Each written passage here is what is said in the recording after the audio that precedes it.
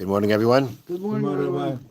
We are learning Mishna Yevamos, Parak Aleph, chapter 11. We're in the middle of Mishna Zai, Mishna 7. Okay, so we're still again dealing with the case with the child that was born from a woman who did not wait 3 months after her previous marriage had ended. She married another man within that period of time. Child was born. We don't know whose child, which father is the father, which man is the father of this child, the first husband or second husband. And the Mishnah has been going through all the different scenarios and ramifications of that. And now the Mishnah has the case like this. Hayushneim koyanim. Let's say both men were koyanim. So we have no question this child's a kohen. That's not a question. But there's still going to be ramifications of the doubt of who this father is. So first the Mishnah says, Hu einin aleihem v'hein eininim alav.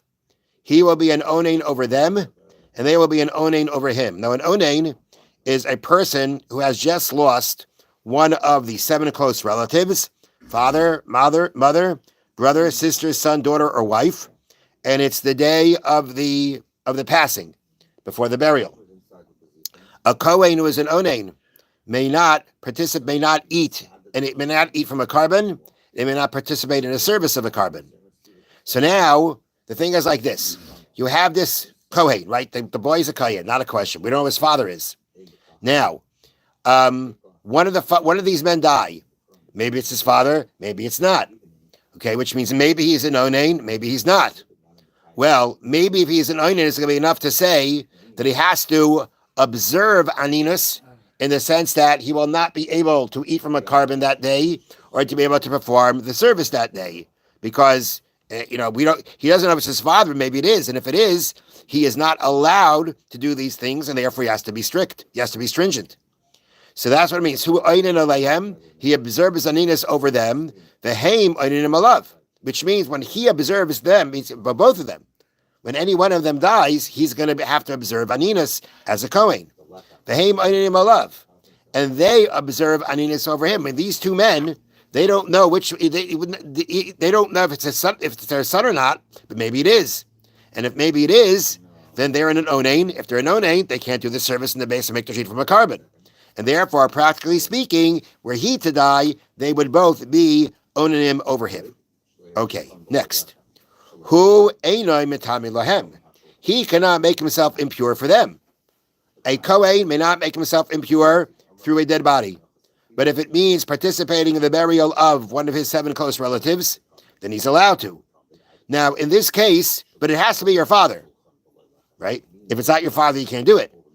And therefore, being that he doesn't know which one is his father, he can't participate in the burial. He can't make himself tummy for that, because maybe it's not his father.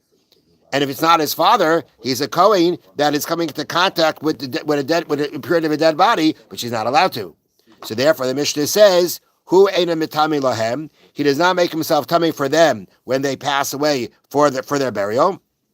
Eina mitami lo, and they can make themselves tummy for him. Again, a kohen can make himself tummy for his son, but if you don't know if it's your son or not, then out of doubt you have to be stringent, because maybe it's not your son, and you can't make yourself tummy for that. Okay, next. Hu einoi yoresh son. He does not inherit them. Okay, that means the situation here is that similar to what we had before. Each one of these men had sons. They had other sons, and then they have this young man who they don't know, is it my son or not? All right, so one of the men die, and this questionable son says, "Hey, I get a part of the estate," and the other son said to you, "What are you talking about? We for sure have the estate. You are a doubt whether you have anything in the estate. And therefore, if you want to take away money from us, your burden of proof is on you, because you're the doubt, we're not the doubt." So that's what it means. Hu eina yoresh son. He does not inherit them. But if, let's say, this doubtful son were to die, and he has no descendants. If he has no descendants, then they inherit him. He doesn't have his own descendants. And when a person doesn't have their own descendants, who's the first in line to inherit? A father. So in this case, we say like this. This doubtful son dies. So each guy shows up and says, Maybe he's my son. Maybe he's my son. It's one of our sons. One of us are the heir. Is the one who is the heir here, but we don't know which one. So what do you do in that kind of case? You split it. And the thing is, there's no other heirs there that would be to say, well, you're a doubt and we're for sure. That's the case. If you did have descendants, then we talk about descendants inherit. But since the case here is there are no descendants, that's the case that we're talking about, then at the end of the day, we don't know which one is the father. Either one of them may have the rights to this estate, and therefore they're going to split it. Okay. Now, it happens to be that this last halacha about the question about inheriting has nothing to do with the case really of that it's two Kohanim. It could have been anybody. It could have been two Yisraelim, because this issue of inheriting has nothing to do with being a Kohen or not. So it was brought in here at this point, but the truth is that this is something that's relevant in any case of where you have this doubtful son and he dies. What's going to be the story with inheriting? And then the next thing also is not relevant specifically to the Kohanim case. He is exempt for striking or cursing either one. If a person, chas v'shalom, strikes their father and wounds him, they could be liable to a death penalty for that. If they curse a parent using Hashem's name, they were warned, they did it anyway, they're liable to a death punishment. In this case, if this doubtful son does it to any one of these men, you can't do anything to him, because maybe it's not his father. So, he shouldn't be doing it, that's for sure. But at the end of the day, you can't administer the punishment, because without knowing that for sure it's a son, you wouldn't be able to do that. Okay, now we go back to the case of the Kohen. A case of the Kohen where, again, both men are Kohanim, which means this doubtful child is for sure a Kohen. Now, Mishna continues. He can go up with the mishmar of either one, but he does not take a portion. Now, the Kohanim, a mishmar means like this. The Kohanim, I'm reading here from the notes, the Kohanim were divided into 24 groups, each of which served in the Beis HaMikdash for 1 week at a time on a rotating basis. Okay? So it was a group. Now, in the Mishna's case, each husband belonged to a different mishmar. So it is unknown to which mishmar the son belongs. Okay, we don't know which one he belongs to. But at the end of the day, the Mishnah says it doesn't matter. He's a Kohen. He could belong to this mishmar. And if he walks in and says, hey, I'm participating, can't stop him. Just because he may not be part of the mishmar doesn't give him the right to stop him. Participating, that's what it means. He goes up with the mishmar of either one. He can participate, but he doesn't get a portion. Again, when it comes to basically monetary issues, and the question of who has the rights to getting the meat and the hides, he can say, well, I was here, I served, I get a portion. No, you don't. The portions belong to the mishmar, and if you're not sure that you belong to the mishmar, you have no right to take it away from those who for sure are part of the mishmar. Okay, now, imhayu shneim b'mishmar echad. Let's say both of these men, who the question is, who is the father's child? They're part of the same mishmar. Okay? Same mishmar. Not different mishmar, same mishmar. Then, then you'll be able to take a portion. We can take one portion with everybody else. Meaning, it sounds like the words in the Mishnah is saying that if both men are part of the same mishmar, then we know which part of the mishmar he's in.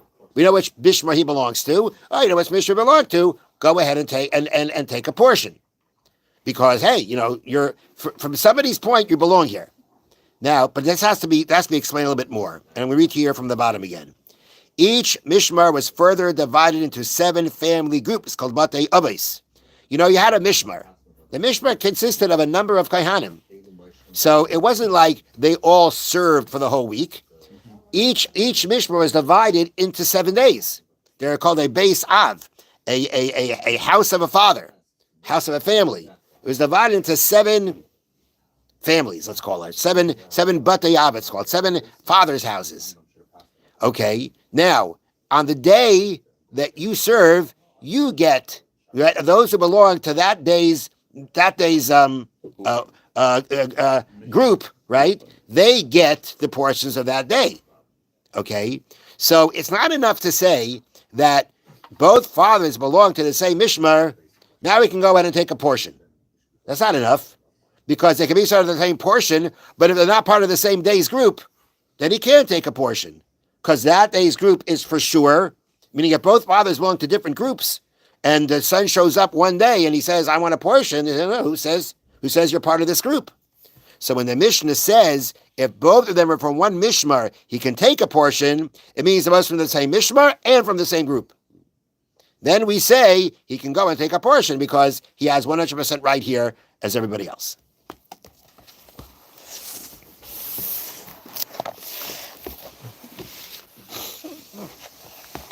Okay. So, now he says, so